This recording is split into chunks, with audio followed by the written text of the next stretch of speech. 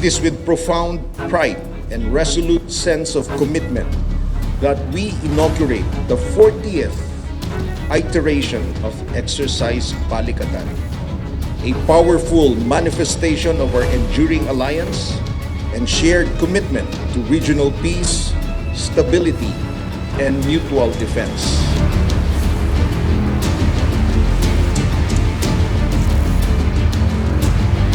Military members of about 14,000 from 20 different nations. And it grows year over year, indicating the significance of the teamwork.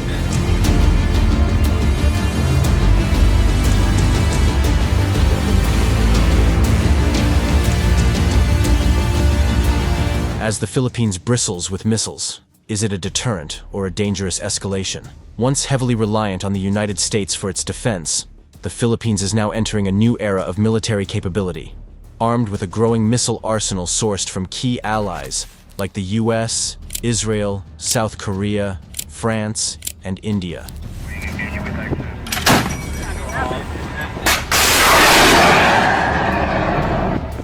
This transformation, dramatically showcased during the 2025 Balikatan military exercises, signals a shift in Manila's defense posture, from internal security and counterinsurgency to external deterrence. But this newfound firepower has sparked a deeper strategic question. Does it act as a vital deterrent, or is it a provocative move that risks destabilizing the region? At the 2025 Balikatan drills, Filipino troops demonstrated a range of missiles. French-made Mistral 3s launched from Navy frigates, Israeli Spike missiles fired from fast attack boats, and South Korean Sea Star anti-ship weapons. American Marines also rolled out the NMESIS system in the Luzon Strait, an area of increasing strategic significance due to its proximity to Taiwan. Happy drills! Following these drills, Manila has expressed interest in acquiring such advanced platforms for its own inventory.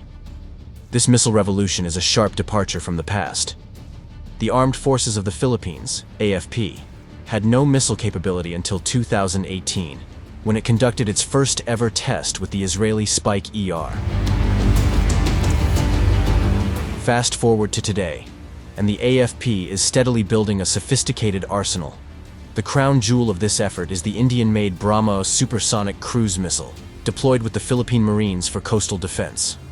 With a 300-kilometer range and Mach 2.8 speed, the BrahMos is regarded as a regional game-changer, one of the few systems in Southeast Asia capable of credibly threatening Chinese naval forces.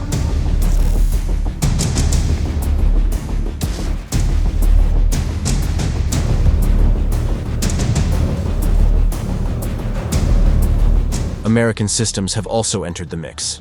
After Balikatan 2023, the Philippines voiced interest in the HIMARS, High Mobility Artillery Rocket System. By 2024, the US had stationed its Typhoon missile system in northern Luzon. Though originally a temporary deployment, Manila has requested its extension and is now exploring a potential purchase. The Typhoon system's multi-missile versatility, capable of launching Tomahawk cruise missiles and SM-6 interceptors, would significantly enhance the country's strike range and deterrence capability in the broader Indo-Pacific. However, defense analysts contend that Manila is merely playing catch-up in a region where missile systems are becoming standard tools of statecraft. Historically, the country's military was not designed for external threats. For most of the 20th century, the Philippines relied on US military bases for protection, while the AFP focused on counterinsurgency against communist rebels and separatist movements. A half-hearted missile project in the 1970s, mockingly dubbed Bongbong 1 under Ferdinand Marcos Sr., fizzled out in failure. But that all changed after 2012, when China seized control of Scarborough Shoal. The incident jolted Manila into launching a serious military modernization program under then-President Benigno Aquino III, signaling a strategic pivot toward external defense. Despite this progress, the Philippines' capabilities remain modest compared to China's vast arsenal of advanced and even hypersonic missile systems. Still, the symbolic and strategic impact of possessing the BrahMos, and potentially the Typhoon, cannot be understated. Ultimately, the Philippines' deepening missile partnerships and defense modernization raise an unavoidable question. Will these new capabilities act as a protective shield that deters aggression? Or will they ignite the very conflict they aim to prevent? What is clear, however, is that the era of a lightly armed Philippines in the face of growing regional threats is rapidly drawing to a close. The country is no longer sitting on the sidelines. It is now preparing, visibly and deliberately, to defend its place in a contested Indo-Pacific.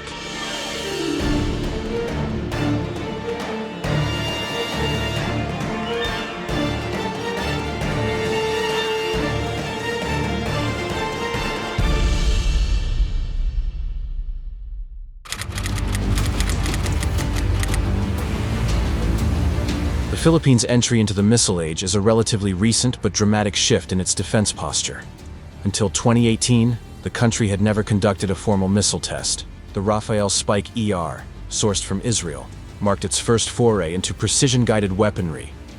Since then, Manila has been actively diversifying its missile portfolio, acquiring systems from the United States, Israel, South Korea, France, and notably, India.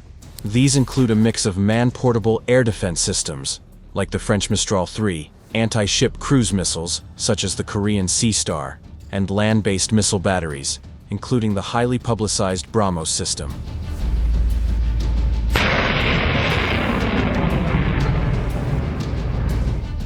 The BrahMos acquisition, finalized in 2022 for $375 million and partially delivered in 2024, is seen as a game-changer in enhancing deterrence in the South China Sea. Further deliveries are expected, which could raise the total value significantly. Driving this transformation is a growing financial commitment to military modernization.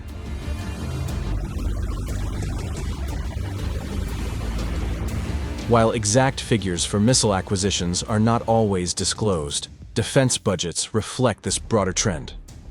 The 2024 national budget allocated 282.7 billion Philippines pesos, about $5 billion to defense, around 4.9% of the total budget, marking a clear prioritization of military upgrades. This includes not only current acquisitions, but future plans, such as potential deals for the US-made HIMARS rocket artillery system and the more advanced Typhoon missile system. HIMARS units are estimated to cost $5 to $6 million each, while the Typhoon system, still under development and testing, would require a substantially larger investment. These prospective acquisitions signal the Philippines' ambition to develop a credible, modern, and responsive missile force. The Philippines' strategy mirrors the defense trajectories of other nations in contested regions. South Korea's transformation into a defense exporter also offers a roadmap, with Manila purchasing its Sea Star missiles as part of a growing regional trend of arms diversification. But perhaps the most significant parallel lies with India, whose BrahMos missile has placed it squarely in the Philippines' strategic arsenal. As the first export customer of this supersonic cruise missile, the Philippines' decision underscores a tactical shift from internal counterinsurgency to coastal and maritime deterrence against powerful state actors in an increasingly contested Indo-Pacific. The Philippines' growing missile arsenal, while aimed at strengthening territorial defense, has sparked serious concerns among both domestic analysts and foreign powers. Professor Roland Simbulan, a respected geopolitical scholar, warns that the country is becoming a potential target for strategic rivals such as China, Russia, and North Korea due to its increasing reliance on foreign-made missile systems, particularly those deployed under U.S. military cooperation. His caution reflects a broader unease that hosting or acquiring systems like the U.S. Typhoon may draw retaliatory attention, especially from powers that view such deployments as extensions of American encirclement strategies. As he bluntly put it, Chinese counter-missiles are locked on fixed U.S. launchers that are land-based on EDCA sites. China's reaction has been especially vocal and accusatory. In response to Manila's plans to acquire the Typhoon system, Chinese Foreign Ministry spokeswoman Mao Ning condemned the move as extremely irresponsible, arguing it endangers not only the Filipino people, but also the broader Southeast Asian region.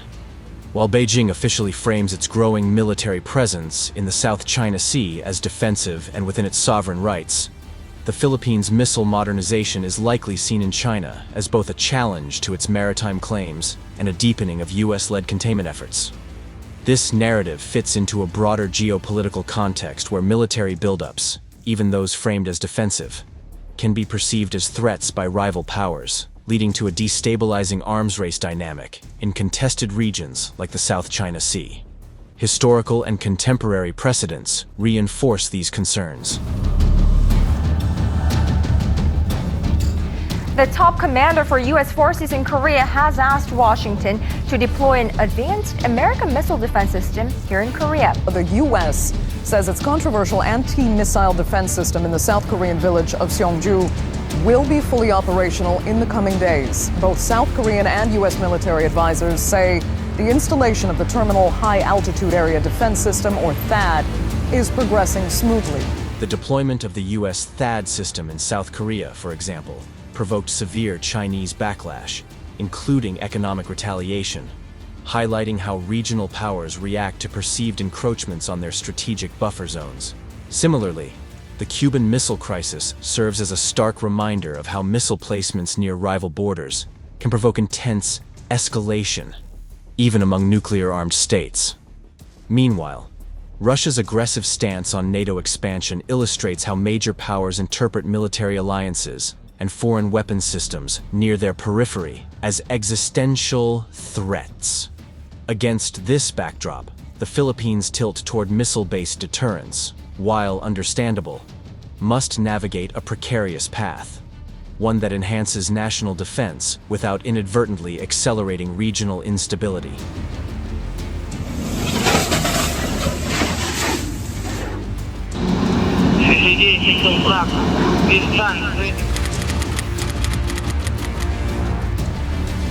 For nearly 5 decades following World War II, the Philippines leaned heavily on the United States for its external defense, hosting major American military installations like Clark Air Base and Subic Bay Naval Base.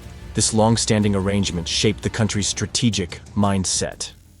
While the U.S. provided a security umbrella against foreign threats, the Armed Forces of the Philippines, AFP, focused almost exclusively on domestic challenges, particularly communist insurgencies and separatist movements. As Professor Roland Simbulin put it, the AFP was focused on an internal threat, thus its weapons were for counterinsurgency. We relied entirely on the U.S. for external defense. This dependency delayed the Philippines' entry into the missile age and left its external defense capabilities underdeveloped well into the 21st century. Attempts to break this mold came early, but often fell short. One of the most symbolic failures was the ill-fated Bongbong-1 missile project in the 1970s, which Simbulin described as more farce than force. It became a joke because it was really a Queeties firework. After one test firing, the project was called off. Even the AFP Modernization Act of 1995, passed after the U.S. bases closed in 1992, struggled to gain traction due to budgetary constraints and political disinterest. The bulk of defense spending still went to internal security, reflecting a strategic inertia rooted in the Cold War era. This pattern wasn't unique to the Philippines. Many Southeast Asian nations emerging from colonial rule similarly prioritized internal stability over external deterrence. The wake-up call came in 2012, with China's assertive takeover of Scarborough Shoal, which exposed the Philippines' stark vulnerability at sea. Upon assuming office in 2010, President Benigno Aquino announced his intention to modernize the AFP, to buttress the country's territorial defense, and to check China's aggressive assertion of its sovereignty over the South China Sea, a defense analysis notes. This marked a decisive pivot in the Philippines' strategic outlook, from internal threats to external defense.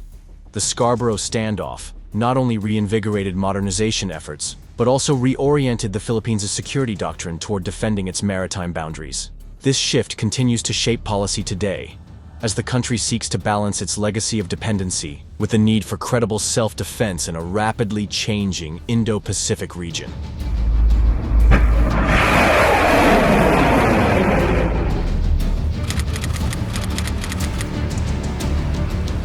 The Philippines has made meaningful strides in upgrading its military, particularly with recent missile acquisitions that have brought it into the modern age of regional deterrence.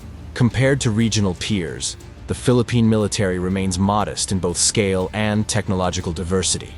According to the 2025 Global Firepower Index, the country ranks 41st globally, well behind Indonesia at 13th, reflecting broader disparities in defense spending, manpower, and logistical infrastructure. Despite the headlines, the Philippines is still in the early phases of building a credible, layered defense posture. That said, there are notable bright spots. The acquisition of the BrahMos supersonic anti-ship missile system from India is a significant leap forward. It marks the Philippines as the first export customer for this powerful platform, placing it alongside Vietnam, which fields a comparable system, the Russian-made Bastion P. The BrahMos land-based anti-ship missile is a game-changer, underscoring its strategic value for maritime defense. Additionally, while the Philippine air defense system is assessed to be more advanced than Malaysia's, Kuala Lumpur still holds the edge in air power.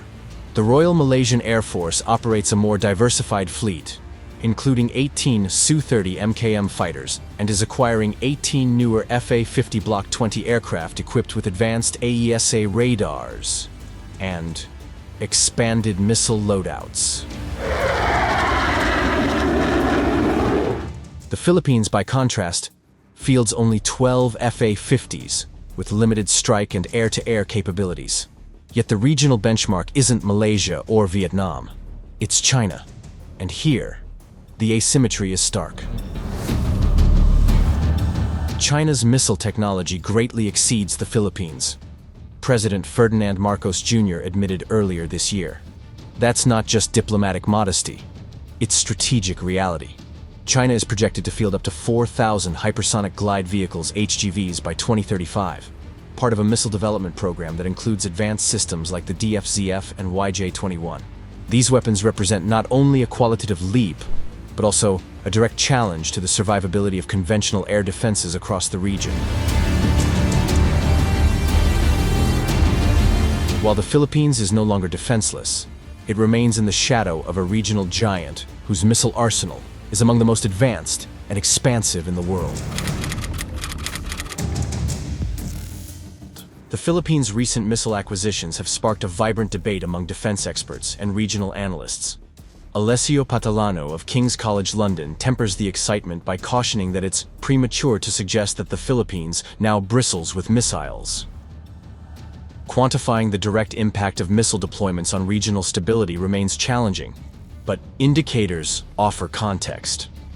Military spending across Southeast Asia continues to rise, signaling either a slow-burning arms race or collective responses to growing external threats. Public opinion also leans towards stronger defense, with a Quintao 2024 survey showing widespread Filipino concern over China's actions in the South China Sea.